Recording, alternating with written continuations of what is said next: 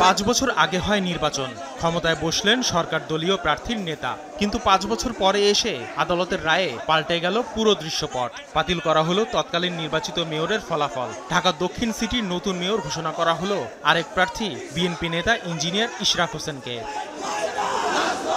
2020 সালের city corporation নির্বাচন ঘিরে ভোট কারচুপি ও অনিয়মের অভিযোগে মামলা করেছিলেন বিএনপি প্রার্থী ইশরাক হোসেন। বৃহস্পতিবার সে মামলার রায় ঘোষণা করেন যুগ্ম জেলা জজ আদালত। ইশরাক হোসেনের আইনজীবীরা বলেন, আদালতের রায়ে শিগগিরই সরকারি গেজেট প্রকাশ করা হবে। পরে মেয়র পদে শপথ নিতে পারবেন ইশরাক। অচিরেই নির্বাচন কমিশন কর্তৃক গেজেট হবে এবং সেই গেজেটের মাধ্যমে ইনশাআল্লাহ ঢাকা দক্ষিণ সিটি কর্পোরেশনে অচিরেই মেয়র হিসেবে উনি শপথ গ্রহণ করবেন।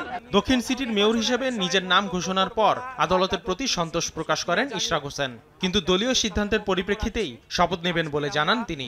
ন্যায় বিচার পেয়েছি, এটাই হলো আজকের মূল আমাদের বিষয়।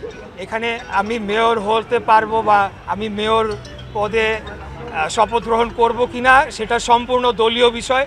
একপেশে নির্বাচনী ব্যবস্থার অপরাধে নির্বাচন কমিশন সহ সংশ্লিষ্ট সবার বিচার দাবি করেন ইশরাক হোসেন।